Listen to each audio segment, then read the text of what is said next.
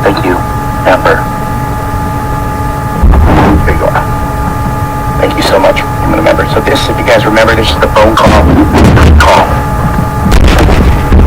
The prank call from Don and Candace. Well, Candace was on the phone with Mary.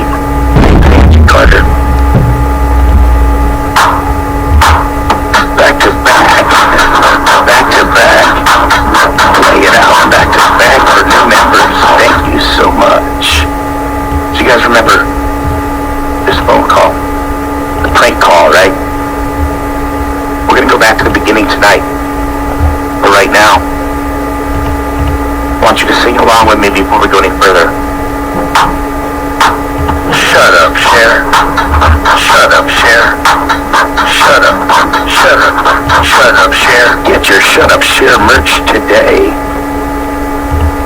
Okay, back to the video. So this is the prank call, and we're going into where she's going to actually start talking about the cartels and things of that nature. We're not going to watch this whole thing, it's just this part. I think Chris is doing a great job, and I think he brought us a lot of information that we would have had to wait to get, or would have gotten a lot different kind of pieces. So, my hat's off to Chris. So if you ever think I'm making fun of Chris, that's not true. Shinners. I actually look up to Chris, so it's like a term of endearment. So, get over it. She's a sinner. I'm a sinner. See if Emma's here yet. She's still not here. Hey, babe. Wow. Well, did Donnie ever come into some money that you knew about or anything? About $80,000? I don't know. Wow. You know what? I know why she's crying. This is the exact time Dawn took the screw back from her. Thanks for making that post sign. You know, thanks to my hubby, I love him so much. Thanks for the new car. I just took a ride back. You know, I'll give you an Indian burn and all Indian. I'll just do it. I'm an Indian giver, and I give Indian burns.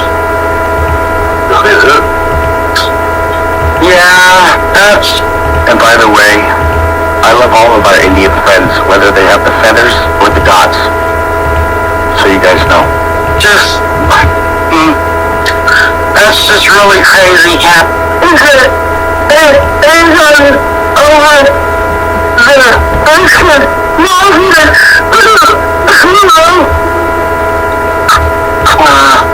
If Mary made that out, Mary should do translations in the court system about me for people who don't speak any language, but speak fluent crying, right?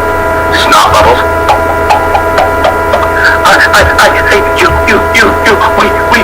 Wait. Oh, what'd you do? You had dinner tonight? Oh, nice, Candace. The hell? Wow.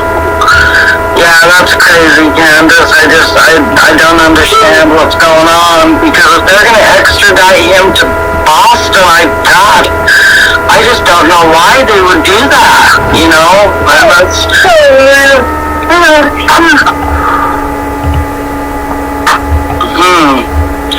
Wow, yeah.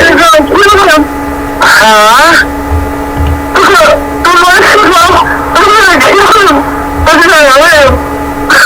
The drug cartel, is that what you said? They're gonna kill him? No, she said Dawn took her car back. Did you hear that? Pretty sure that's what she was talking about. Let's find out. The drug cartel, is that what you said? They're gonna kill him and hurt him? Well, if he's messed up in drugs, Candace, that's not your fault, okay? That's not your fault. The cartel, by the way, I didn't go back far enough, I don't think. Drug cartel, is that what you said? They're gonna kill him and hurt him? Well, if he's messed up in drugs, yeah. Oh, yeah, there it is. Wow, yeah.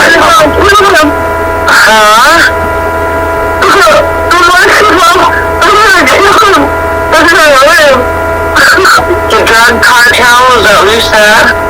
No, I just said it. He said I could have the car. He took it back. I said it was mine. He said he wanted it. Some bullshit, I don't know. They're gonna kill him and hurt him. See, now she's doing the reverse Benji, right? She's doing the talking, And then we hear the barking as the answer from Candace. Like, she's actually asking the question, and Candace is going to be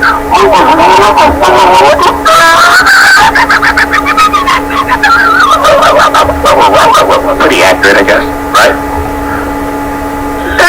Well, if he's messed up in drugs, Candace, that's not your fault, okay? That's not your fault, Candace, okay? Thank you. And there's not a lot you can do about that, you know? There's not, you know, like, you can stand behind him and be there for him, Candace, you know? But, dude, you know what,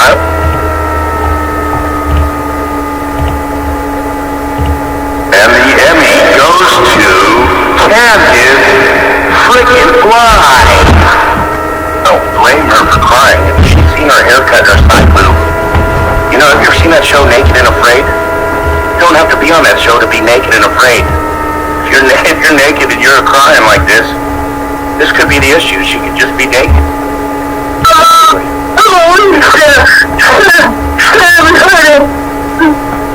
Yeah, you know, and oh my gosh, I just don't know. I don't know what to tell you, Candace. Do you think he had something to do with Summer's disappearance? In my heart, I don't. In your heart, you don't? Weird. She was able to stop crying and clearly get that out, though, right? I let this play because it was kind of funny. Did I just catch something, or did we just catch something? Mary asked, do you think they had something to do with it? And she's so quick to say no, right? But she's talking about cartels, mafias, all of the above. Let's listen again. We go back a minute. Like this. This could be the issue. She could just be naked.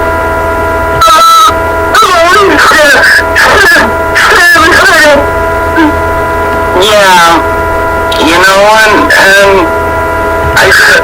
oh my gosh, I just don't know. I don't know what to tell you, Candace. Do you think he had something to do with Summer's disappearance? In my heart, I don't. In your heart, you don't? Weird. She was able to stop crying and clearly get that out, though, right? That's weird. Very good. I just don't know. I don't know what to tell you, Candace. Do you think he had something to do with Summer's disappearance? In my heart, I don't. In your heart, you don't? Weird. She was able to stop crying and clearly... Is she talking about Dawn, or is she talking about the cartel? Back up a little further. There's not... You want a resolution quick, you're right? And we have to look at... It didn't just start when Chris brought it out, or Don told on himself. It started 40 years ago, and I respect that, and I know that. I love you guys, so if you guys want that help, you guys reach out to me. You guys have my personal number. Hope you do. I got you. Back to the action. It's called jail. I think that's a safe place for both you guys. And Grandis.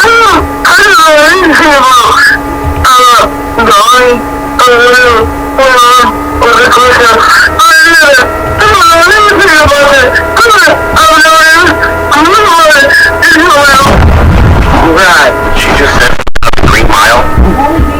Again, impossible to make out, impossible to understand. This is even actually been clear audio, like as clear as possible. It's not slowed down, it's in real time, but this is what Mary would have heard in real time. I want to believe that nobody would help put out a prank like this on purpose for the hate, you know, the hate that Don had for Chris McDonough and all this stuff. It just would make sense if, in fact, and I'm not saying this is the case, but thanks, kid. If Don put Mary up to this to good to Chris, you know, I'll do everything I'll have to do to damage your name, you know, in the name of the Lord, of course. Simple line. You know, Don has 3 letters, God has 3 letters. I'll play God for you guys, you know. You can just say, call play it Don. Right, yeah, I know you don't, Candace, and that's why I'm saying, you know, don't try not to worry about it because you will, and you'll get your kids back. So try not to worry. Yeah, Allie, I was warned not to Just because intervene. they look Donnie don't mean that you won't get your kids back, okay?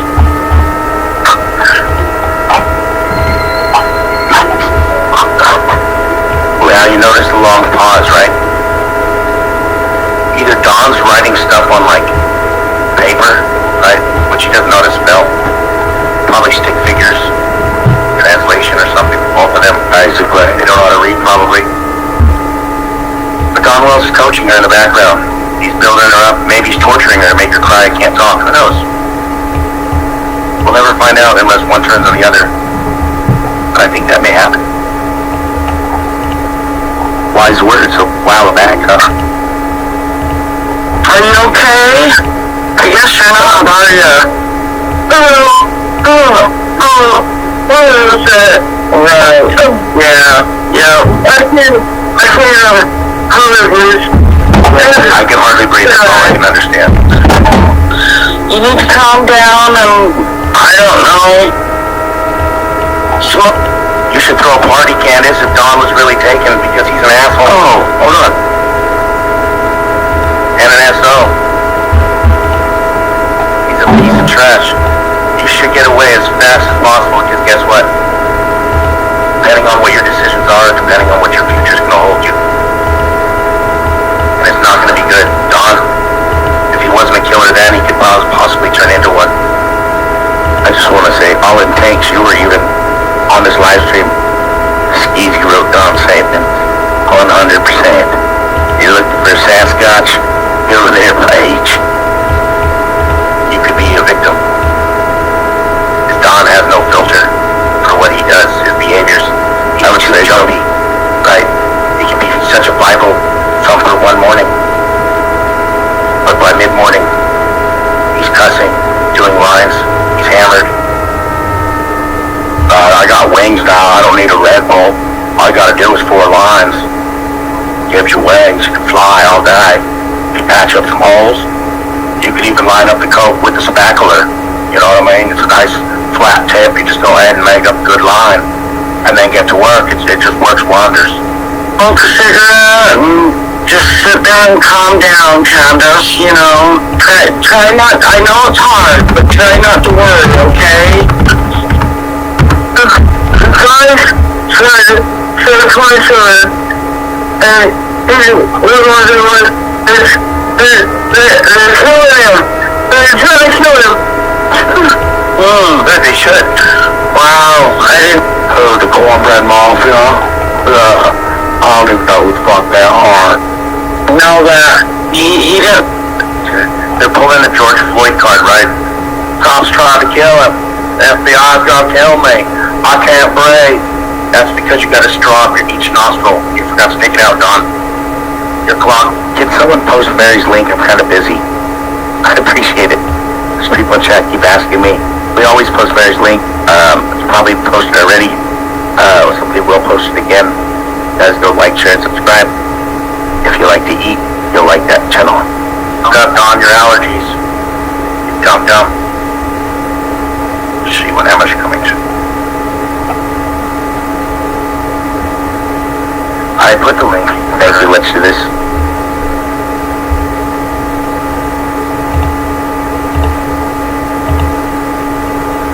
Hi, Benalicious. Also, if you guys have ever super chatted me, I would love you guys to email me. You don't have to tell me when you did it, I'll find it. But please email me. Got something for you guys.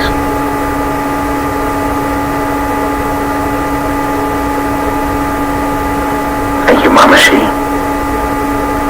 Oh, she's asking me to put the link up in the chat. Oh. Trouble be gone. You can blame it all on me. I was wrong. Emma, what shit? Where do I call you? Alright. Mary, here's the link.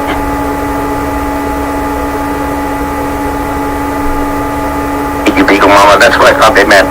I apologize. Sometimes I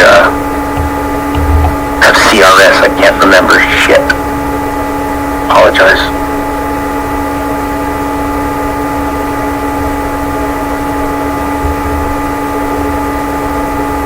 Mary, you can just, when you come up, you can just show me your face. You don't have to flip me off. That's usually the other people I tell that. Another lap will be going on after this, you guys. This is going a little bit longer than I expected, and it's not a big deal. It happens. I'm not on the schedule until 5 p.m. I have to meet my dad. But again, I'm not trying to run into somebody else. Hey, Mary's here. Mary, hello. Hi, Doug. How are you? I'm good. How are you? Good to see you. I'm doing good, and I'm glad to see you also. I'm happy island today. That's a good thing. Yeah. So, what do you think about that offer? Say that again. The offer. What was that? I had to go out for a minute and then come back in on my laptop. Okay, so I don't think Don and Candace care about their sobriety. Their kids are getting healthy. I did what I could do, and again, I'm not contacting them anymore. But the American Addiction Advocate Foundation would like to extend help, I believe, to you and Jeannie, and take care of whatever you guys need to get through therapy, get all the help you need without coming out of pocket for anything for you guys. And Oh, so, that would be awesome, Doug. Yeah, I'm interested. okay, well, if you don't mind, I'll put your number with somebody, and if you could ask Jeannie or have her text me, or I'll text her after, and I think maybe that could help you guys alleviate the stress of needing a resolution through the courts at this second, and help you guys maintain you guys' no breakdowns, right? We don't want any breakdowns. You have a channel. You're actually a YouTuber now. You're a successful YouTuber. You are. You can actually make money and do what you love, and people are going to watch you because they love you. But we want to get you the help that you need. Okay. Yeah. Sure. Awesome. Yeah. Blessings. See, some things that are negative, you can always find a positive and turn them around. And it wasn't really negative yesterday that happened. It's something that needed to happen, right? And at least it was with people you trusted.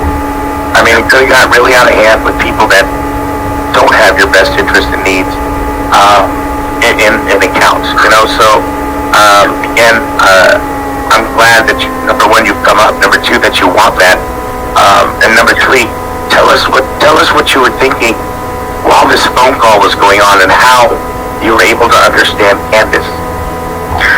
Well, you know, it was 12:30 at night here when she called me, and I was sleeping. So when my phone went off, it woke me up, and I answered, and you know, so I was like still groggy and stuff, and trying to understand. You know, there's parts that I can't understand. I have no clue what she's saying because she's crying so much.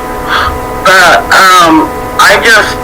I wanted to be there for her because she sounded so, you know, distraught and crying, and I think that's why I kept saying her name a lot during that phone call, because I was trying to be there for her, but I couldn't because I'm 3,000 miles away. So you heard my original then. You probably heard my original take on this, where I kept saying you kept calling him by after every word. You're like, Donnie this, Donnie every, and I kind of, well, I can back it up. You know what? Let's just call it spade, and I'll show you. Okay. And we'll laugh about it in a second, and then we'll get back to what you're thinking. We'll get back to what you're thinking, and this is where I'm talking about, where it gets crazy and it's really hard to understand. And I kind of said it sounds like Dawn is railing Candace and doing a line off her back at the same time. And so I apologize for hearing that, Mary. Again, thank you guys for the super chats. Go back to this. So, any? I think it's right around here. Oh my God. And when's your mom? Is your mom coming back? No. She's not. Storm the Capitol. She stormed the Capitol. Okay, hold on. That's what she did say, right? That's what I was thinking when she said that. She said storm the Capitol. But I wasn't quite sure what she was saying at that time. Oh, for the love of God, never you know what? If you're not a saint by now, you will be with the next miracle. Because this is a miracle right here. You're even able to stay on the phone with her. Her mom stormed the Capitol with a busted knee, people. So storming the Capitol, it seemed like she was probably in a wheelchair accessibly in the Capitol, right? They used her to travel in the lane where you could drive with multiple people. And around 3,000, 4,000, who knows how many people were there? 50,000? I don't know. Right. But they were able to point out everybody else, but not the crippled one. They got stuck in the herd of people trying to get in. Yeah, no, I get it. Yeah.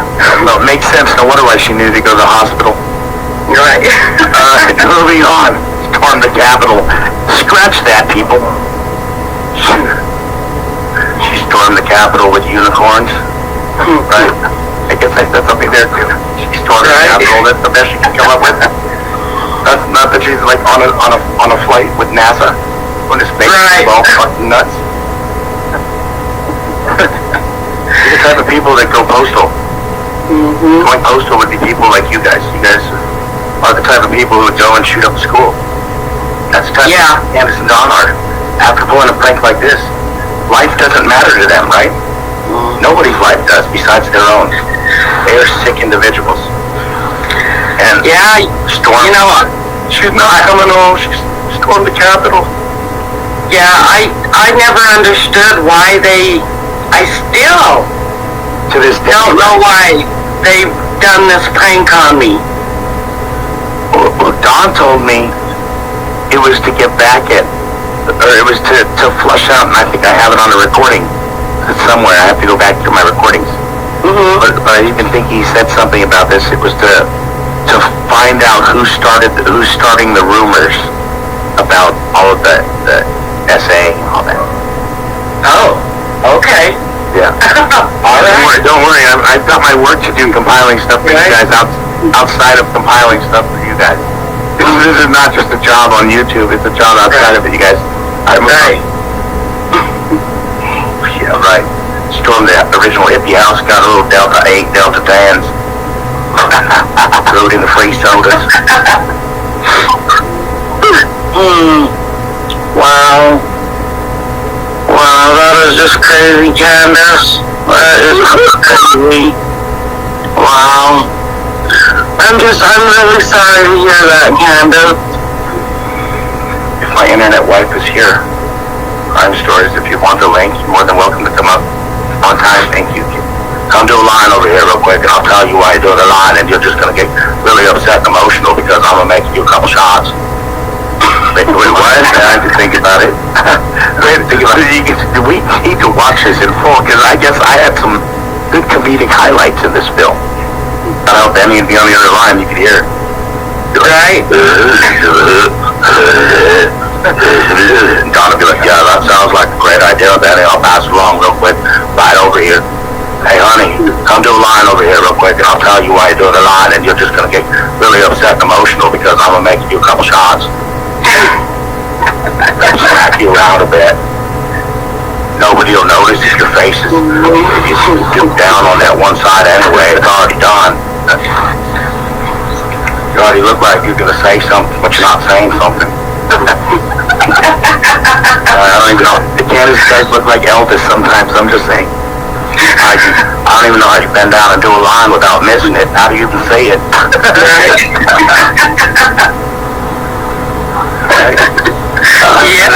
I was funny. You guys didn't even know me back then with that. Anything's possible. Oh, Jesus. It doesn't even sound fun. It doesn't even sound fun, people.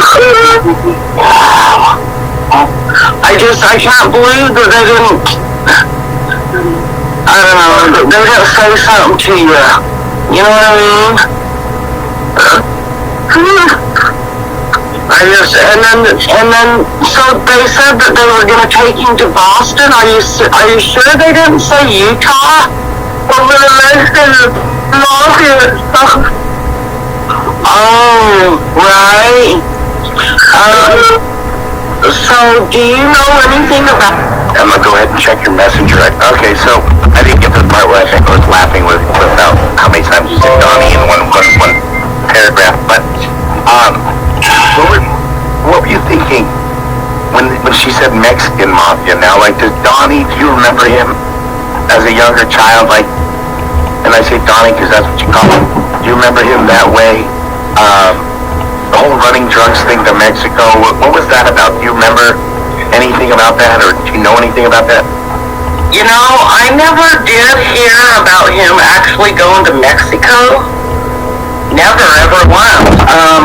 The only time I heard about that was when he came on YouTube and told everybody about it, and I was like, that's weird, because I had never heard about him going to, Mexico or anything like that. But when she came up saying the mafia or Mexican mafia or in that phone call, I immediately thought, well, maybe he was mixed up in, like the bad guys, and so I don't know.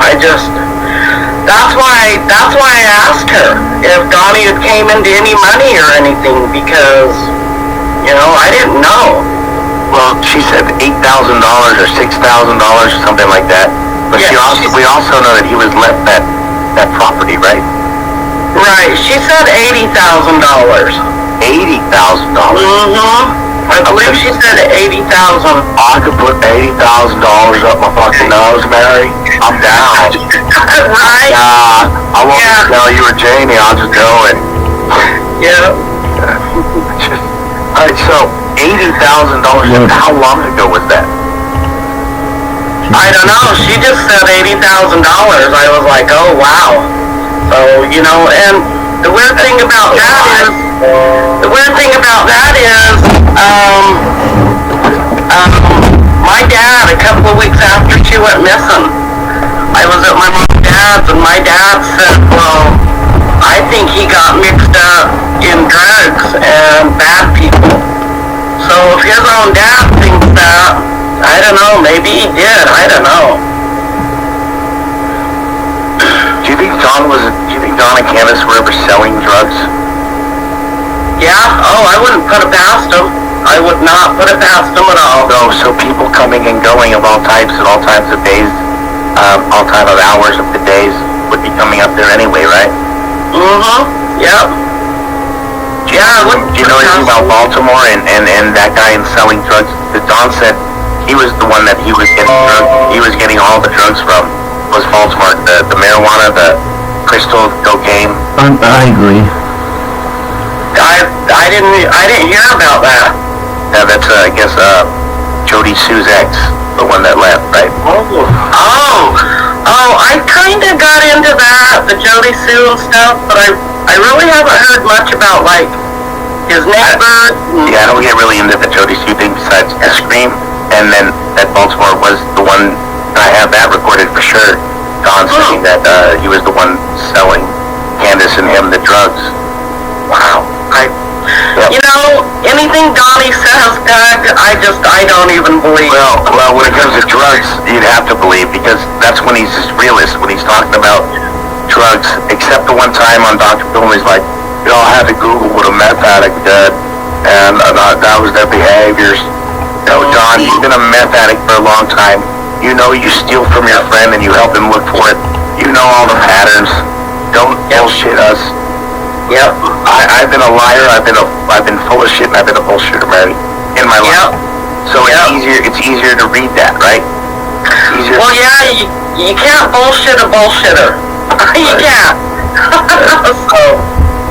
Dr. Phil equals a nicer Jerry Springer. I don't know about that. Dr. Phil doesn't have as much hair as Jerry Springer, that's for sure.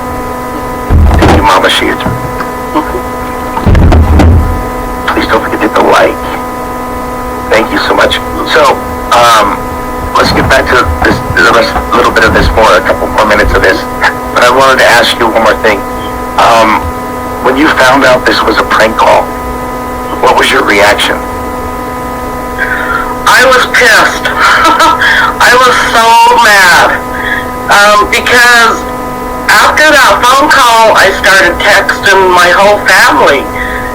Jeannie, my sisters. I woke my dad up at like 5 o'clock in the morning, calling him, telling him what happened. So, yeah, I just can't believe that they did that to me, you know, and it was like, why? Why would you do that? I even have text from Donnie, the day after they pulled that prank on me. I got a text from Candace's phone, and it said, Mary, you are such a bitch for doing this. And I was like, and then she said something to the effect, but I knew it was Donnie who was texting me, not Candace. Right. And he said how something. How can you tell the difference when she has his phone?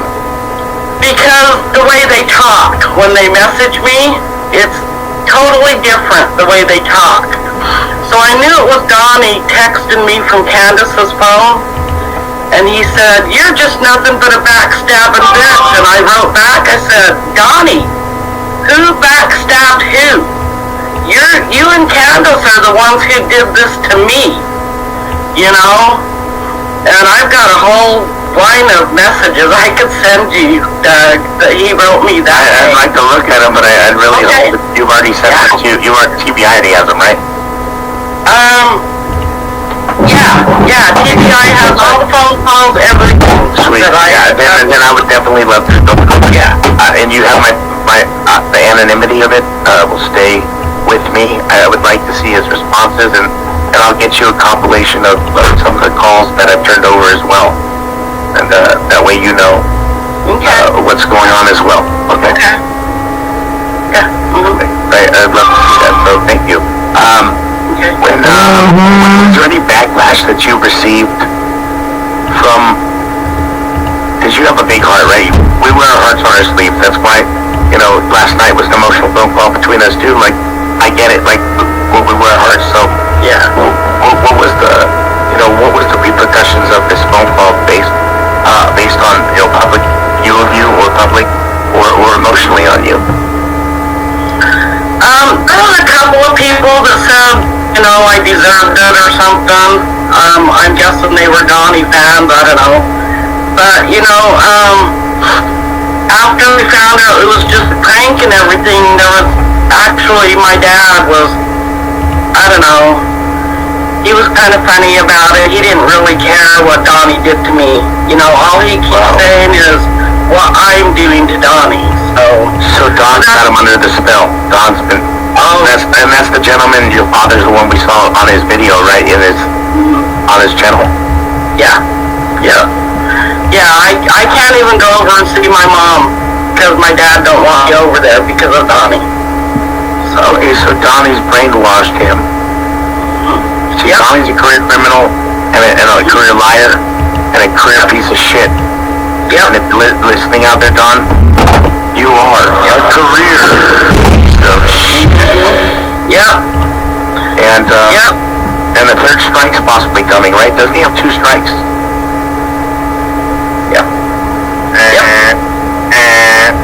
Not golden buzzer, but third strike, Don.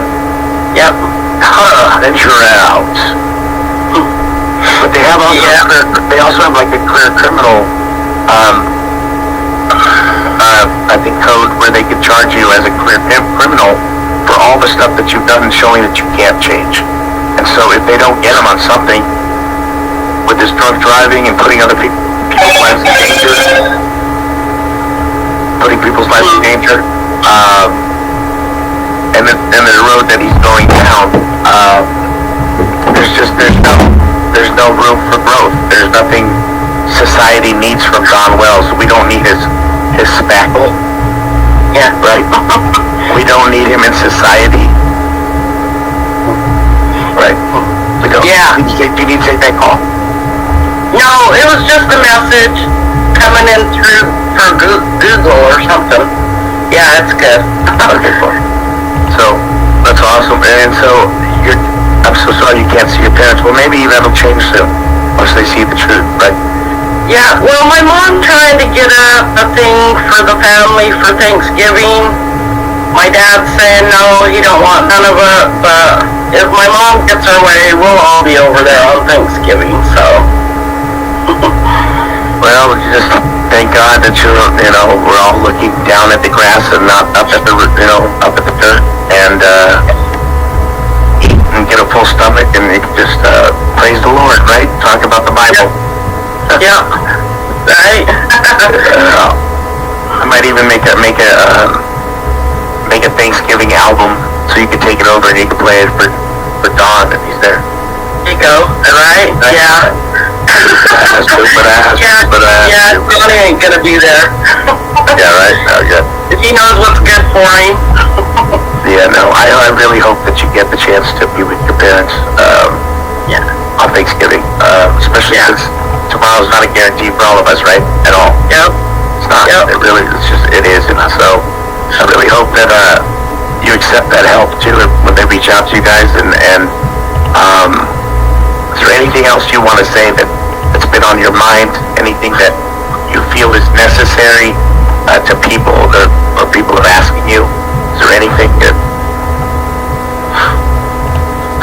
I just want to tell everybody, thank you so much for supporting us.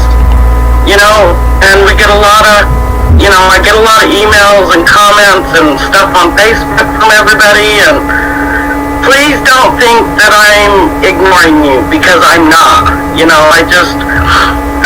We do read your comments. I show them to Jeannie, and Trish and everybody, and we just appreciate you guys so much, and all the YouTube channels who came forward and supporting us. I just want to say thank you. Does she plan on starting her own channel? No, I like going over there and being with her, and she cooks too, right? Yeah, she's got a lot of good recipes. She should do like a channel, you should have a channel, and then you should cooperate on each other's channel, and people would love to see that. I think that would be great too, because she got the new age kick on stuff, right? The little hotter, the little spicier, maybe. I think that'd be a great gift to give her as well, and we'd all support that, I'm sure. Yeah, I don't know if she has really time right now. She's got family and kids and a full-time job, and so I don't know if she would have time to start a YouTube channel, but something to think about, yeah. Well, people could just start subscribing to her channel even with no content and get her some subs, right? And because she makes appearances in your video all the time. I think just getting her started that way, and then once in a while, whenever she can post, I think it would be amazing to see. I would watch. Yeah, that would be awesome. Yeah, I'll talk to her about it tomorrow. I'm going live tomorrow, right? No, what time? Noon, my time. I'll be there. Pacific Mountain time. What are you gonna be making? My mom's homemade mayonnaise cake.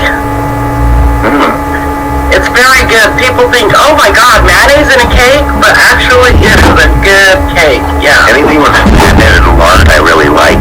So mayonnaise works out well with this fat kid, right? I don't turn down a meal. Matter of fact, my dad and I are going to dinner in an hour, and I can't wait. I'm excited. I'm gonna get some cornbread. I'm gonna get some. I'm just kidding. No cornbread. No cornbread. No cornbread for you. No cornbread. We're going to a place that's been around here. It's called Los Toros, and it's amazing. Is that Mexican? It is, and it's been around for over 40 years. And my dad is the original owner, and the original owner is still alive and still there. And so it's nice to see people get a little special treatment over there, They think of margaritas. It's nice. Oh, nice. Yeah. I love a good margarita. Definitely. I love it. Right? You know what I really love is a good Bloody Mary once in a while. Spicy. I could always say Bloody Marys, but yeah. So we'll check you out. Spicier the better. Yeah, spicier the better. So we'll definitely check you out at 12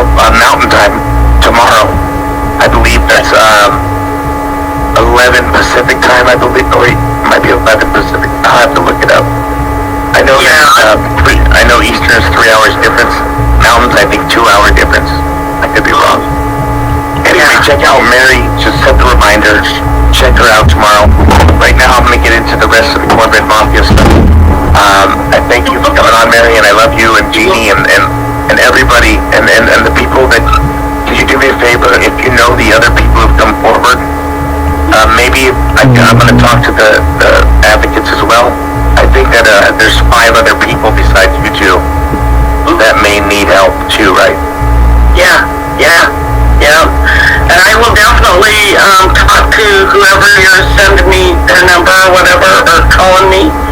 Cool. I will talk to them about the other survivors. Cool, and everything is HIPAA related and regulated through that. So obviously, I won't know anything you guys talk about, even though they're my friends. Now they're my friends. I mean, now that I know the establishment, all the people, and the validity of it, they're my friends, and I'm happy to call them that. So it's a trustworthy source. And again, I'm just so happy that this is an opportunity that you guys can take. Yeah, me too. I think that would help us a lot. Get through things and just talking to somebody about it. It helps a lot. So. Well, we're all here for you. We're all behind you guys, and we'll make that happen. After I get off here, I will text you each number for you guys, and then you guys can sort out the background stuff.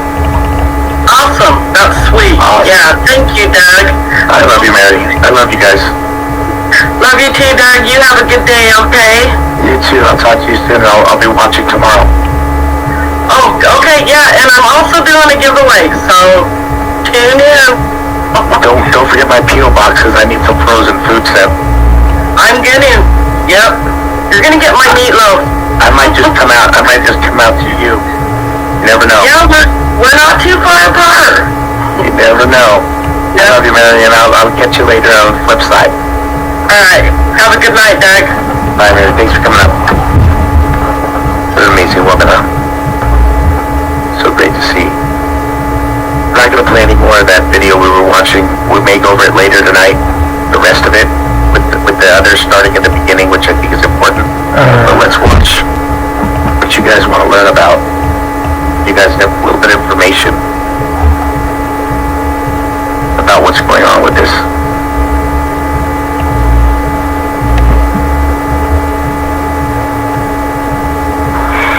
The so-called cornbread mafia will spend nearly 5 years behind bars. Johnny Boone was sentenced yesterday.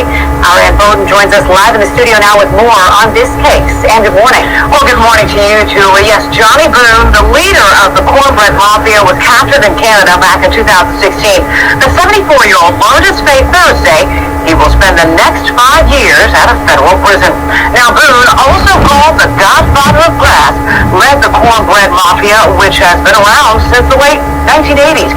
Considered to be a group who created the largest domestic marijuana production operation in United States history. Now, it was based in central Kentucky in multiple counties, including Nelson, Marion, and Washington counties. In 2008, authorities found more than 1,000 marijuana plants at Boone's Washington County farm. He evaded authorities for several years, again, until his capture in Canada in 2016. After pleading guilty to drug charges, Boone's lawyers say he was satisfied with the sentence. Johnny Boone was looking at spending the rest of his life in prison, and having negotiated out of those charges with a cap of 5 years, I feel like we won before we even walked in the court. So we got an extra 3 months off. That's great. I'm so hoping to do better than that, but the court has the final word. Now, this was Boone's third federal case. The most infamous was in 1989 when he was arrested after 182 tons of marijuana was seized at farms in 9 Midwestern states. Boone is not eligible for parole, and his lawyers say they will not file an appeal. Ann Bowden, WOK. Oh.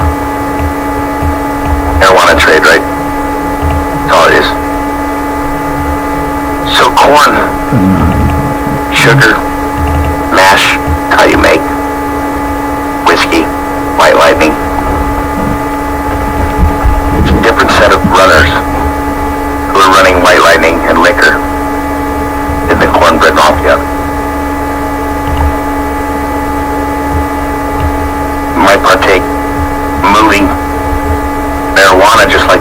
maker. They might have some kind of bind or some kind of culmination or some kind of contact like that. Mary's channel name is Mary Hartman's. Someone can post it, please. Oh yeah, we need one of these right now. Hold on. Shut up, share. Shut up, share. Shut up. Shut up. Shut up, share. We needed one of those right now. Thank you. It's always a good time for shut up, share.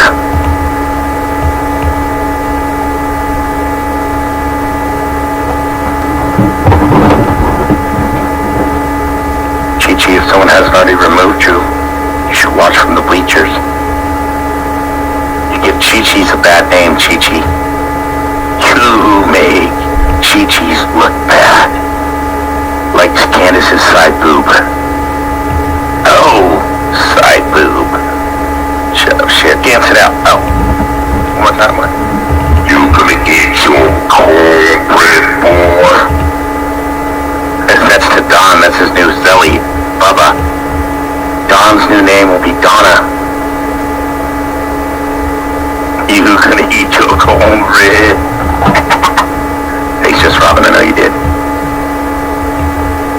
Alright, guys. We'll close with. We'll watch this and then we'll close. It's about 10 minutes long. Try not to interview too much, but I will give you more of the origins of the Cornbread Mafia right now. And Joe Keith Pickett, he also wrote the origins of the Cornbread Mafia. This is his interview. So stuff that you want to know, stuff that you need to know. Yes, we'll find out here.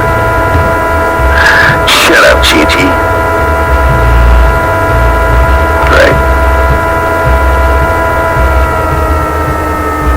Yes, you can email me at Tommy. Please do, Tommy.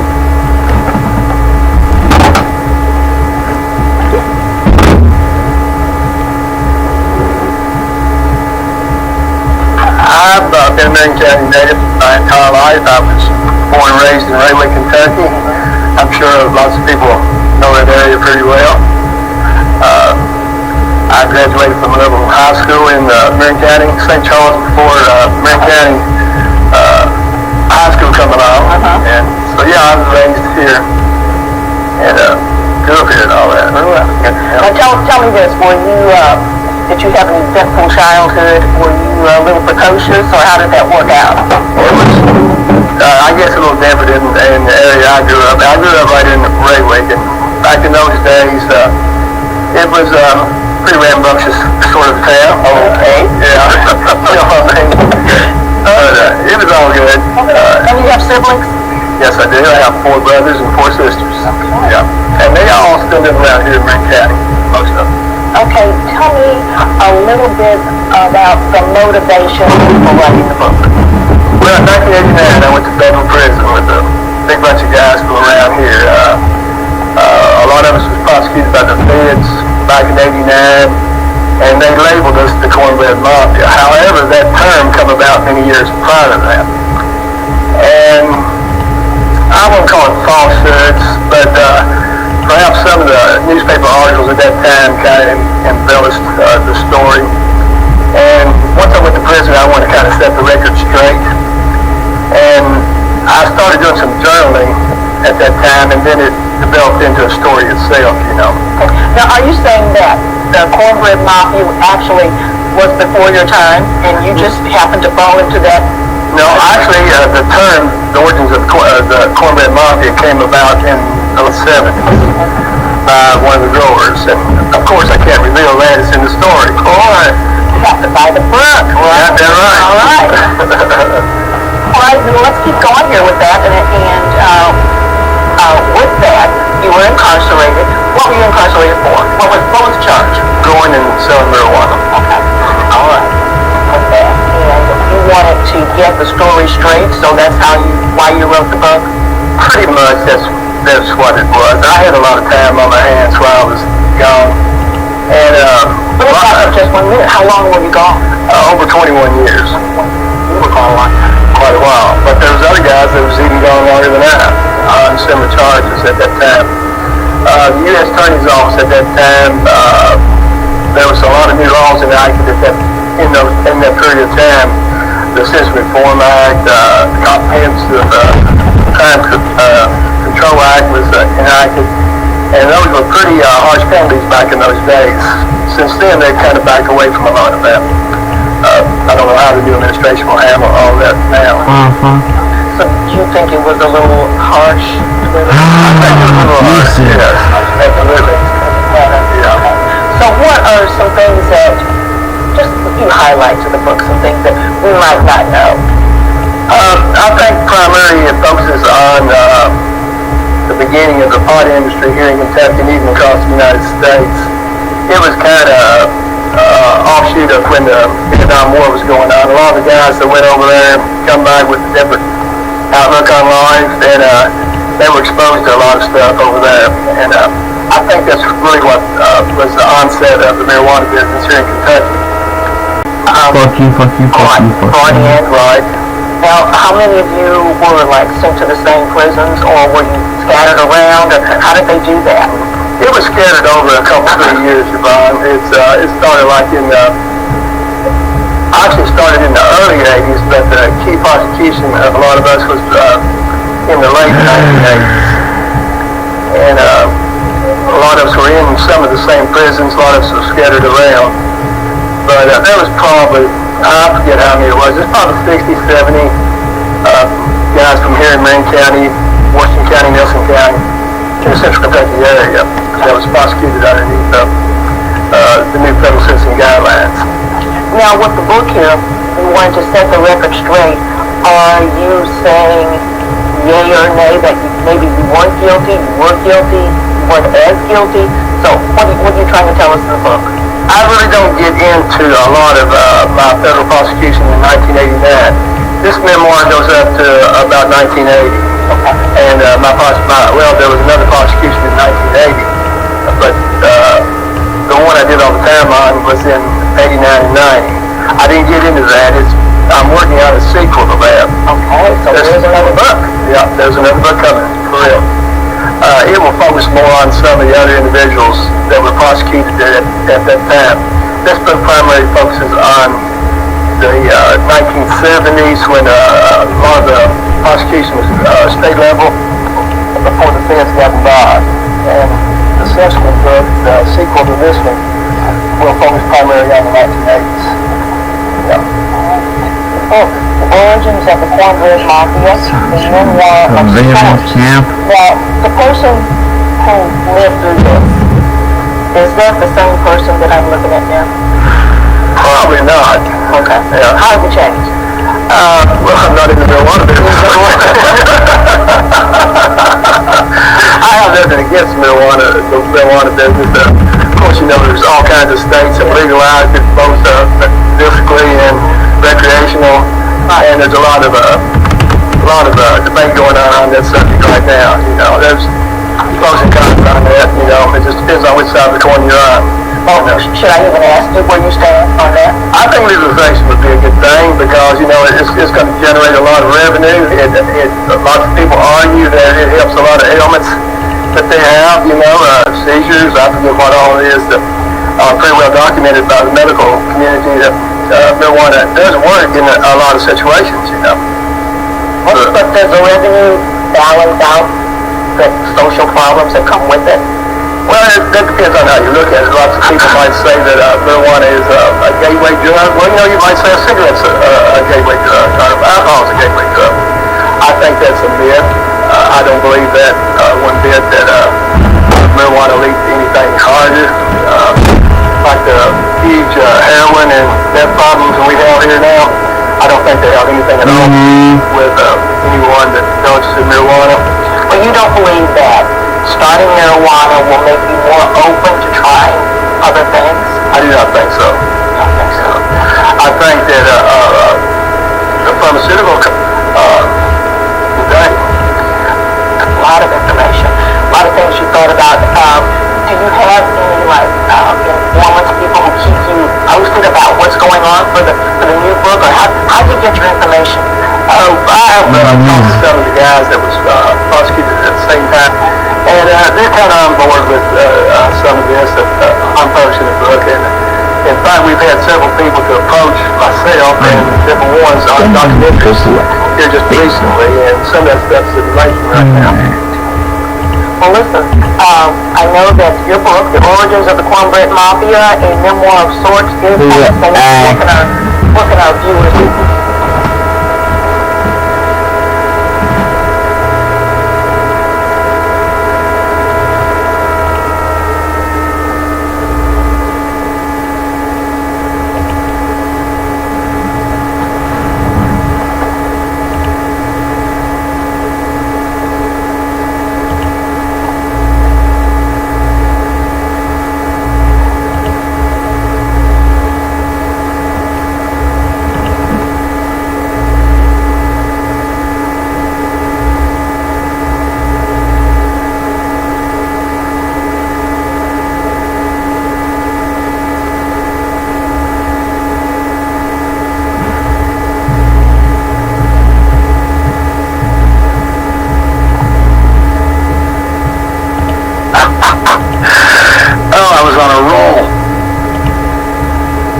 I was on a freaking roll. Son of a bitch. I'm a shitters. I muted my mic because I got a phone call. My bad. Oh, way to take your show downhill right away. I'm gonna buy the book and ship it to Don and Candace, right? Mama She, much love and respect. Love you too, honey. Thank you. Thank you again for all the silence, muted, laughing at me. Appreciate it. Lip reading. You were lip reading and I was behind this thing right here. I was like, oh,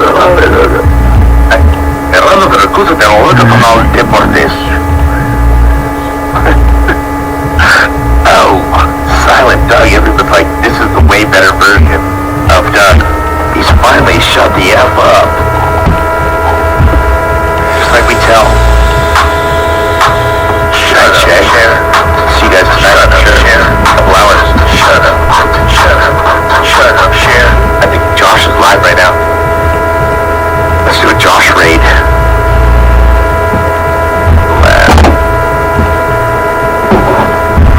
Maybe I'll break blown up someday and he'll raid me.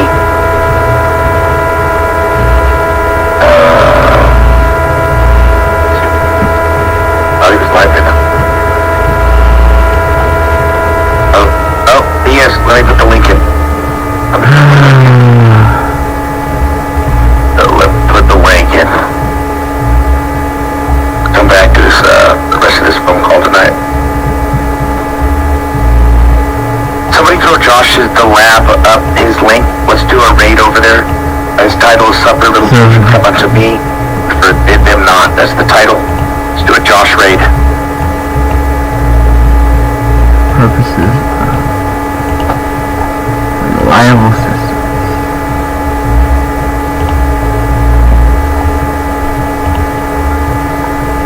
Alright, you guys sort up? Telegram targets. We're doing a raid. Go do a raid right now. Go over there, say, raid from Doug's. Yes. Thank you, Little Miss Sunshine. First one over there. I should just stream his live stream, right? Just kidding. Okay, go over and give Josh some love. I'm gonna go to dinner with my dad. I'll see you guys in a couple hours. You won't want to miss tonight's show. We're going back to the beginning. The very beginning. We have to. I love each and every one of you guys. Thank you so much for the super chats, the new memberships, being a part of the family. Thank you, Tony Lee. Much appreciate you. Everybody, Mary Jeannie Strong, the other survivors out there. We love you guys too. Sorry if I offended anybody over the last few days. Things have to happen the way they happen. I'll get you on the flip side. And thank you guys for being such great subscribers, members, people. Tomorrow's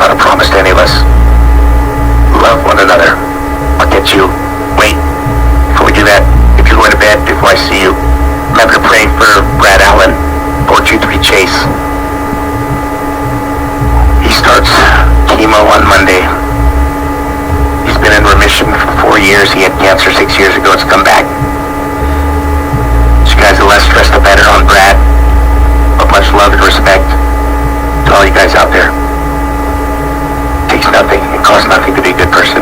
I love you guys. I'll see you tonight. On the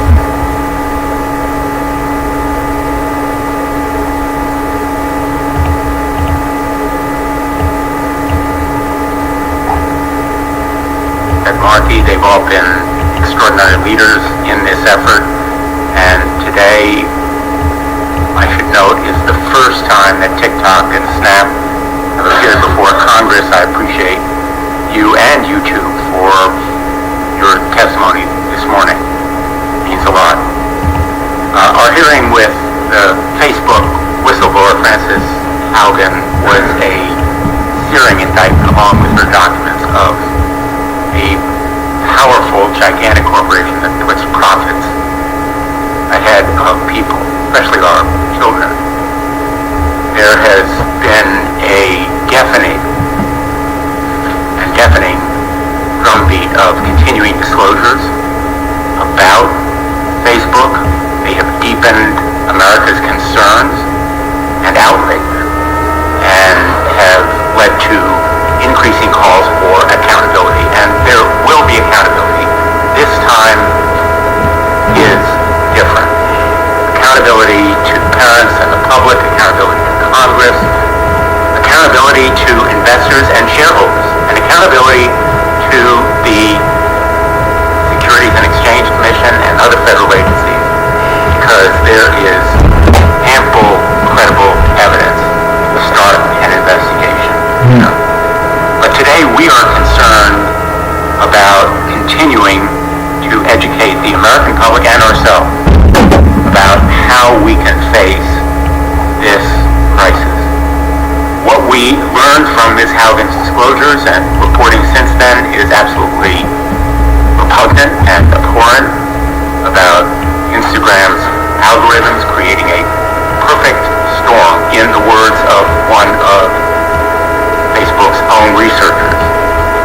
As that person said, it exacerbates downward spirals, harmful to teens, it fuels hate and violence, it prioritizes profits over the people that it hurts. In effect, the algorithms push emotional and provocative content, toxic content that amplifies depression, anger, hate, anxiety, because those emotions attract and hook kids and others to their platforms. In effect, the more content and more extreme versions of it are pushed to children who express an interest in online bullying, eating disorders, self-harm, even suicide.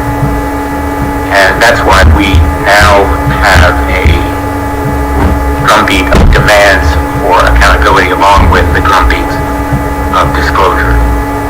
But we're hearing the same stories and reports of the same harms about the tech platforms that are represented here today. I've heard from countless parents and medical professionals in Connecticut and elsewhere around the country about the same phenomenon on Snapchat, YouTube, and TikTok. In effect, that business model is the same. More eyeballs means more dollars. Everything that you do is to add users, especially kids, and keep them on your apps for longer. I understand from your testimony that your defense is we're not Facebook. We're different, and we're different from each other. Being different from Facebook is not a defense. That bar is gutter. It's not a defense to say that you are different.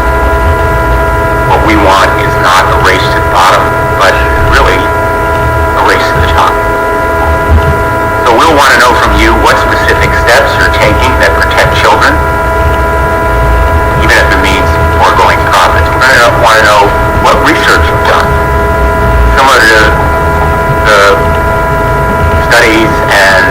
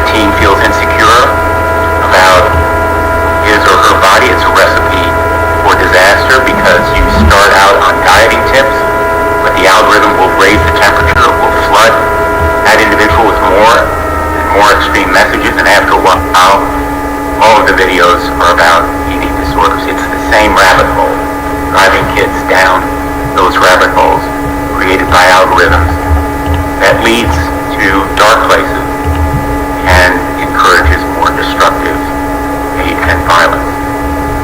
We've done some listening. I heard from Nora in Westport, who allowed her 11-year-old daughter Avery on TikTok because she thought it was just girls dancing. Avery wanted to exercise more with the shutdown of school and sports, so like most people, she went online. Nora told me about the rabbit hole that TikTok and YouTube's algorithms pulled her daughter into. She began to see ever more extreme videos about weight loss. Avery started exercising compulsively and ate only one meal a day. Her body weight dropped dangerously low, and she was diagnosed with anorexia. Avery is now luckily in treatment, but the financial cost of care is an extreme burden, and her education has suffered. We heard from parents who had the same experience. So we not only listened, but we checked ourselves. On YouTube, my office created an account as a teenager. Like Avery, we watched a few videos about extreme dieting and eating disorders. They were easy to find. YouTube's recommendation algorithm began to promote extreme dieting and eating disorder videos each time we opened the app. These were often videos about teens starving themselves, as you can see from this poster. The red is eating disorder related content, the green is all the other videos. One is before and the other is after the algorithm kicked in. You can see the difference. We also received these recommendations each time we watched other videos. It's mostly eating disorder content. There was no way out of this rabbit hole. Another parent in Connecticut wrote to me about how their son was fed a constant stream of videos on TikTok related to disordered eating and calorie counting after looking up athletic training. As scientific research has shown, eating disorders and body comparison also significantly affect young men. On social media, young men often feel compelled to bulk up, to look a certain way. Again, I've heard about this pressure all too often. We created an account on TikTok. Troublingly, it was easy searching TikTok to go from men's fitness to steroid use. It took us only 1 minute to find TikTok accounts openly promoting and selling illegal steroids. We all know the dangers of steroids, and they are illegal.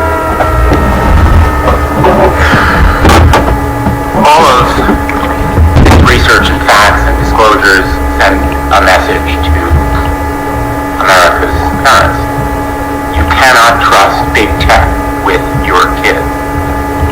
Parents of America cannot trust these apps with their children. And big tech cannot say to parents, you must be the gatekeepers. You must be social media co-pilots. You must be the app police.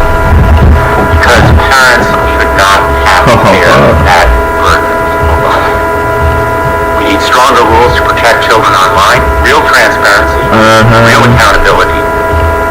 I want a market where the competition is to protect children, not to exploit them, not a race to the bottom, but competition for the top. We have said that this moment is for big tech, a big tobacco moment. And I think there's a lot of truth to that intention, because it is a moment of reckoning. The fact is that, like big tobacco, big tech teens, despite knowing its products can be harmful, it sought to associate itself with celebrities, fashion, and beauty, everything that appeals to young audiences. And like big tobacco, Facebook hid from parents and the public the substantial evidence that Instagram could have a negative effect on teen health, but the products are different. Big tech is not irredeemably bad like big tobacco. Big tobacco and the tobacco products, when used by the customer, as the way the manufacturer intended, actually kill the customer. As Ms. Haugen said, our goal is not to burn CPU. Facebook to the ground. It's to bring out the best, to improve, to impose accountability. As she said, we can have social media we enjoy that connects us without tearing apart our democracy, putting our children in danger, and sowing ethnic violence around the world. We can do better. And I agree. Thank you, and we'll turn now to Frank. Thank you, Mr. Chairman, and thank you to our witnesses for being here today. We do appreciate this. And Mr. Chairman, I thank your staff for the good work that they have done working to facilitate these hearings on holding big tech accountable. We appreciate that. And today's conversation is something that is much needed, and it is long overdue. For too long, we have allowed platforms to promote and glorify dangerous content for its kid and teen users. In the weeks leading up to this hearing, I've heard from parents, from teachers, from mental health professionals who are all wondering the same thing. How long are we going to let this continue? And what will it take for platforms to finally crack down on the viral challenges, the illicit drugs, the eating disorder content, and the child sexual abuse material? We find this on your platforms, and teachers and parents and mental health physicians cannot figure out why you allow this to happen. It seems like every day that I hear stories about kids and teens who are suffering after interacting with TikTok, YouTube, and Snapchat. Kids as young as 9 The People's have Program. died doing viral challenges on TikTok. And we've seen teen girls lured into inappropriate sexual relationships with predators on Snapchat. Your parents, how can you allow this? How can you allow this? I've learned about kids and teens who commit suicide due to bullying that they've suffered on these sites, and the platform's refusal to work with law enforcement and families to stop the harassment when asked. If it were your child, what would you do to protect your child? Does it matter to you? My staff has viewed abusive content featuring minors and videos of people slitting their wrists on YouTube. It's there. Yet all the while, kids and teens are flocking to these sites in increasing numbers, and the platforms love it, as they know that youth are a captive audience, one which will continue consuming the content that is fed to them through these algorithms, even if it puts them in danger. They're curious. They get pulled down the rabbit hole. They continue to watch. And these platforms are getting more and more data about our children. But do we know what they're doing with that data? In the case of Facebook, we learned that they're using it to sell their products to younger and younger children. Those who cannot legally use their services, but these platforms, you all know you have children on these platforms that are too young to be on these platforms, and you allow it to continue because it's money. It's money in the bank. It is money in your paycheck. And obviously, money trumps everything. And with some of our witnesses today, we have real reason to question how they are collecting and using the data that they get from American children and teens. I've made no secret about my concerns that TikTok, which is owned by Beijing-owned ByteDance, is paving the way for the Chinese government to gain unfettered access to our children and teens. And TikTok, despite vague assurances that they, and I'm quoting, store data outside of China, end quote, has not alleviated my concerns in the slightest. In fact, earlier this year, they changed their privacy policy to allow themselves to collect even more data on Americans. Now they want your face prints and voice prints in addition to your geolocation data and your keystroke patterns and rhythms. They also collect audio that comes from devices connected to your smartphone, like smart speakers. They collect face and body attributes from videos as well as the objects and the scenery that appear in those videos. This makes sense to some degree to create videos, but given China's propensities to surveil its own citizens, why should we trust that TikTok, through ByteDance, isn't doing the same to us? Most Americans have no idea this is happening. And while they hope on the face of things to reassure us by creating U.S.-based offices for their high-priced lobbyists and marketing personnel, it just is not enough. We see through it all, as we will get into today. TikTok's own privacy policies give them an out to share data with ByteDance and the Chinese Communist Party. Yet most Americans have absolutely no idea that the Chinese Communist Party is getting their information. The time has come where we must focus on what Congress can do to secure American consumers' personal data. As a mother and a grandmother, I know this is doubly important when it comes to our children. As this hearing will show, we can't afford to wait on that, so thank you to the witnesses. We look forward to your cooperation. Thank you, Mr. Chairman. Thanks, Senator Blackburn.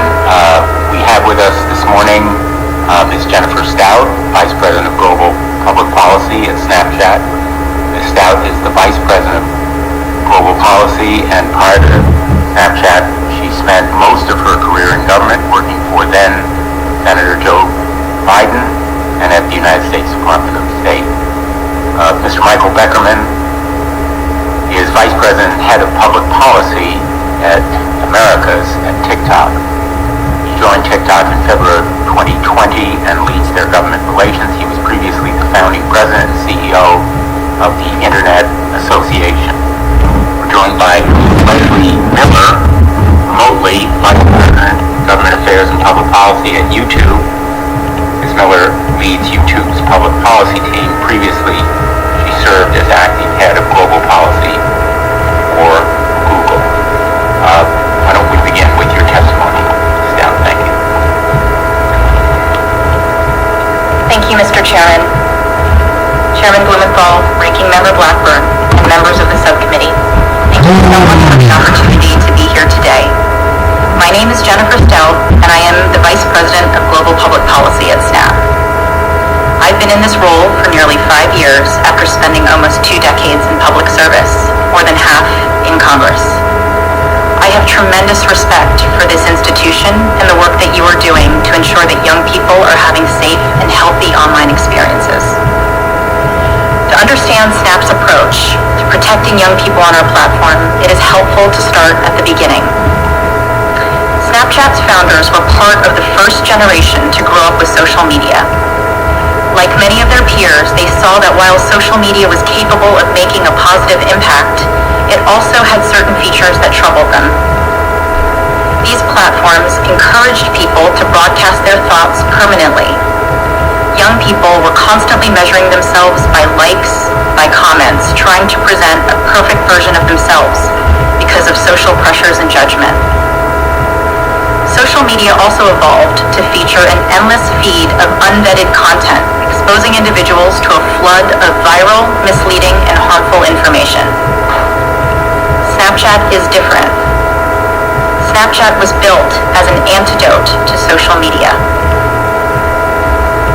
From the start, there were 3 key ways we prioritized privacy and safety. First, we decided to have Snapchat open to a camera instead of a feed of content. This created a blank canvas for friends to visually communicate with each other in a way that was more immersive than text. Second, we embraced strong privacy principles and the idea of ephemerality, making images delete by default. Social media may have normalized having a permanent record of conversations online, but in real life, friends don't break out their tape recorder to document every conversation.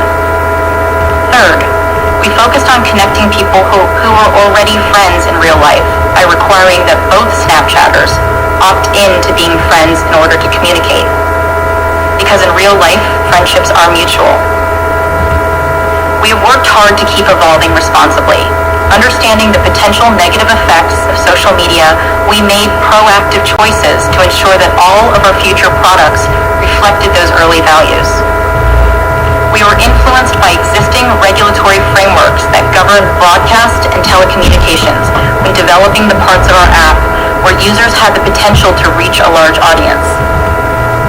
Discover, which is our closed content platform and features content from professional media publishers and verified users, and Spotlight, where creators can submit creative and entertaining videos to share, are both structured in a way that does not allow unvetted content to get reach. Our design protects our audience and makes us different. When it comes to young people, we've made intentional choices to apply additional protections to keep them safe. We've adopted responsible design principles and rigorous processes that consider the privacy and safety of new features right from the beginning. We take into account the unique sensitivities of young people.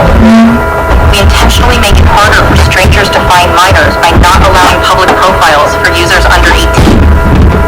We have long deployed age-gating tools to prevent minors from viewing age-regulated content. Coverage of the Russian collusion hoax, reduced faith in our institutions, and the ongoing suppression and censorship of conservative perspective. Content and ads. We make no effort and have no plans to market to young children. Individuals under the age of 13 are not permitted to create Snapchat accounts, and if we find them, we remove them. Additionally, we are developing new tools that will give parents more oversight over how their teens are using Snapchat. Protecting the well-being of our community is something we approach with both humility and determination. Over 500 million people around the world use Snapchat, and 95% of our community says that Snapchat makes them feel happy because it connects them to their friends. We have a moral responsibility to take into account the best interests of our users in everything we do, and we understand that there is more work to be done. As we look to the future, we believe that regulation is necessary, but given the different speeds at which technology develops and the rate at which regulation can be implemented, regulation alone can't get the job done. Technology companies must take responsibility to protect the communities they serve. If they don't, government must act to hold them accountable. We fully support the subcommittee's approach and efforts to investigate these issues, and we welcome a collaborative approach to problem solving that keeps our young people safe online. Thank you again for the opportunity to appear today, and I look forward to answering your questions. Thanks, Ms. Stout. Mr. Beckham. Chairman Blumenthal, Ranking Member Blackburn, and members of the subcommittee, my name is Michael Beckerman. I'm the Vice President of Public Policy for the Americas at TikTok. I'm also the father of 2 young daughters. I'm passionate about ensuring that our children stay safe online. I joined TikTok after nearly a decade representing the internet industry at large because I saw an opportunity to help TikTok responsibly grow from a young startup to a trusted entertainment platform. TikTok is not a social network based on followers or social graphs. It's not an app that people check to see what their friends are doing. You watch TikToks, you create on TikTok.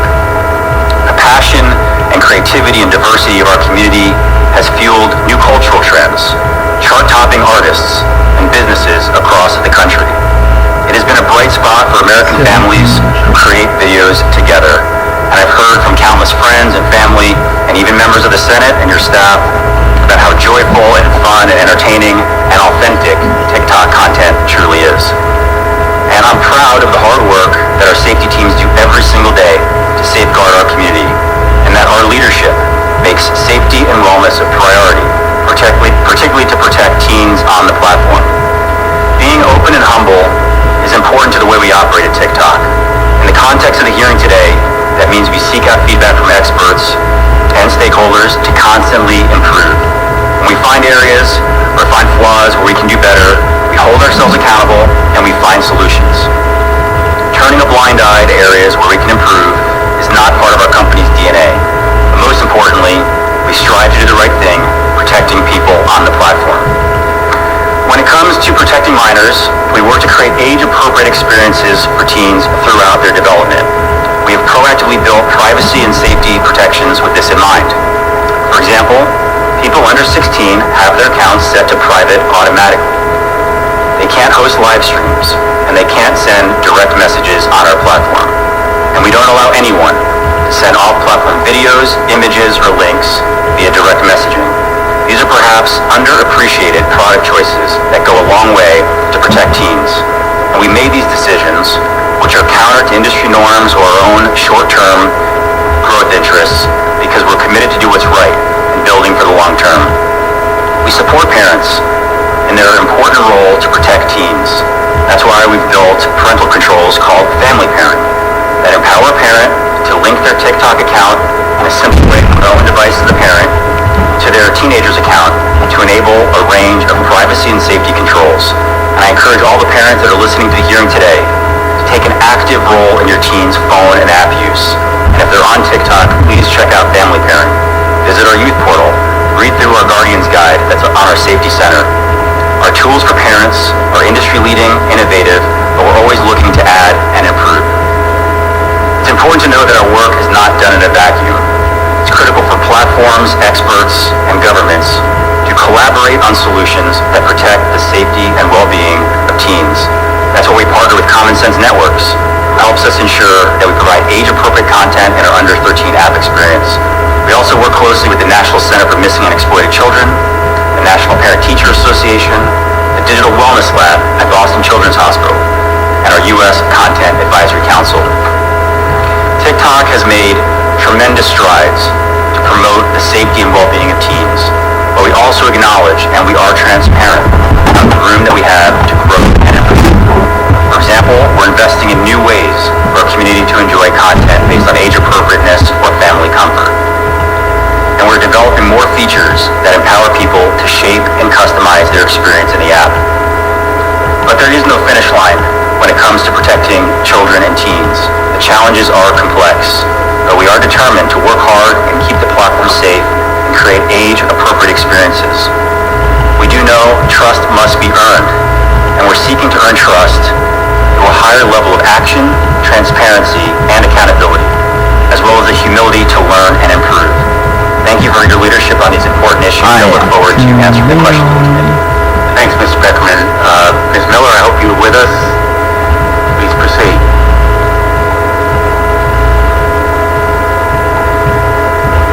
Sorry, I think I'm having a bit of technical difficulty. Can you hear me okay? We can hear you, and now we can see you. Thanks. Okay, wonderful. Thank you. Chairman Blumenthal, Ranking Member Blackburn, and distinguished members of the subcommittee. Thank you for the opportunity to appear before you today. My name is Leslie Miller, and I'm the Vice President of Public Policy at YouTube. As young people spend more time online, and given their changing needs as they grow up, it's crucial to put in place protections that allow them age-appropriate access to information. We do this by investing in the partnerships, technologies, and policies that create safer environments that allow children to express their imagination and curiosity and empower families to create the right experiences for their children. Our internal teams include experts who come from child development, child psychology, and children's media backgrounds. They work closely with the product teams to ensure that product design reflects an understanding of children's unique needs and abilities and how they evolve over time. The advice from trusted experts informs our ongoing improvements for YouTube Kids and our child safety policies. Our child safety specific policies, which I describe in greater detail in my submitted testimony, prohibit content that exploits or endangers minors on YouTube. Using a combination of machine learning and human reviewers across the globe, we commit significant time and resources to removing this harmful content as quickly as possible. Between April and June of this year, we removed nearly 1.8 million videos for violations of our child safety policies, of which about 85% were removed before they had 10 views. We are constantly working to improve our safeguards. We have also invested significant resources to empower parents with greater control over how their children view content on YouTube. In 2015, we created YouTube Kids as a way for kids to more safely pursue their curiosity and explore their interests while providing parents more tools to control and customize the experience for their families. Videos on YouTube Kids include popular children's videos, diverse new content, and content from trusted partners. After we launched YouTube Kids, we heard from parents that tweens have different needs, which weren't being fully met by our products. That is why we've worked with parents and experts across the globe in areas related to child safety, child development, and digital literacy for these parents, which we call supervised experiences. We launched this earlier this year on the main YouTube platform. Parents now have the option of choosing between 3 different content choices. Content generally suitable for viewers aged 9+ or 13+, and then most of YouTube. The most of YouTube option excludes all age-restricted content on the main platform. We want to give parents the controls that allow them to make the right choices for their children. On YouTube Kids, and even on YouTube for all under 18 users, autoplay is off by default. In the coming months, we'll be launching additional parental controls in the YouTube Kids app, including the ability for a parent to choose a locked default autoplay setting. Our take a break reminders and bedtime settings are also on by default in these experiences. YouTube treats personal information from anyone watching children's content on the platform as coming from a child, regardless of the age of the user. This means that on videos classified as made for kids, we limit data collection and use, and as a result, we restrict or disable some product features. For example, we do not serve personalized ads on this content on our main YouTube platform, and we do not support features such as comments or live chat. And to be clear, we have never allowed personalized advertising on YouTube Kids or YouTube supervised experiences. There is no issue more important than the safety and well-being of our kids online, and we are committed to working closely with you to address these challenges. I again would like to thank you for the opportunity to appear today and look forward to answering your questions. Thanks, Ms. Miller. We're going to do 5-minute rounds. We have votes at 11 o'clock. We have 3 votes, but I think we'll be able to juggle the questioning and the testimony, and if necessary, we'll take it for a recess. Let me begin. As you know by now, in August, Senator Blackburn and I wrote to Facebook asking whether they had done any research, whether they had any facts that showed harm to children. In effect, they denied it. They dodged the question. They disclaimed that Instagram is harmful to teens. Let me ask you, and I think it's pretty much a yes or no question, the same question that we asked Facebook. Have any of your companies conducted research on whether your apps can have a negative effect on children's or teens' mental health or well-being, and whether your apps promote addiction like use? Have you done that research? Scout? So Senator, we have conducted research. Much of our research is focused on our products and how we can improve our products and services to really meet the needs of our users and our community. And as I mentioned in my opening testimony, some of the research that we did shows that 95% of users say that Snapchat makes them happy. Will you make that research available to the subcommittee? Yes, Senator, we would. Mr. Beckman? Senator, thank you for the question. We believe that research should be done in a transparent way, and for us, we partner with external experts and stakeholders to get their feedback, and we think that this is something that everybody can work together on. And additionally, we've actually supported passage of the CAMERA Act, which would have additional funding at NIH, and we'd love to see this done in an external way, in a transparent way. Ms. Miller? Yes, Senator, we work with experts to leverage their insights and research to make sure that our product and policy decisions are up to date based on their insights. Now, I've asked whether the research has been done that could show negative effects or addictive-like impacts. You've all indicated that you've done that research, and Ms. Stout has indicated that her company will make it available. I'm assuming, Mr. Beckerman, your company will? Yeah. Not. And Ms. Miller? Yes, Senator, we have published some research, and we would make additional available. Let me ask now about the black box algorithm. As you know, these algorithms exist. They function to drive sometimes toxic content. It gets more of it and more extreme versions of it. The consequences are potentially catastrophic, but the companies are in effect grading their own homework. They're evaluating their own effects on kids when it comes to addiction and harms. Let me ask you a similar question. Do you provide external independent researchers with access to your algorithms, data sets, and data privacy practices? In other words, if an academic researcher comes to you on child psychology and wants to determine whether one of your products causes teen mental health issues or addiction, that they get access to raw data from you without interference. Stout?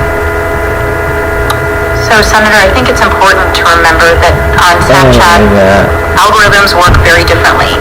Very little of our content is sorted algorithmically. Well, So, I'm going to apologize because I'm going to interrupt just to say the question is about access to independent research on those algorithms that you do use. And there's no question that you have algorithms, correct? correct, Senator, we do have algorithms, but they just operate very differently. To your question on whether we've had any requests for outside researchers or mental health specialists to come and access that, to my knowledge, we have not, Senator. But you would provide access to it. Yes, I think it's important to understand that algorithms for us just operate differently. So it's to compare them against different platforms, which are very different things. That's one of the facts that an independent or external researcher would verify whether Indeed. they are different and how they're different. They are. Mr. Becker. Yes, Senator. We believe that transparency for the algorithm is incredibly important. We are one of the first companies to publish publicly a deep dive in how our algorithm works. We've also opened transparency and accountability centers where you invite outside experts and invite you, Senator, and your staff to come in and see exactly how the algorithm works. Additionally, it's important to give additional choice to people. And in your feed, for example, on TikTok, if you're not interested, you can indicate that, and we're adding additional tools to give choice and transparency to individuals as they're using TikTok. So, external access, okay. Yes, sir. Ms. Miller. Senator, we're very transparent as it relates to the way in which our machine learning works. For example, a quarterly transparency report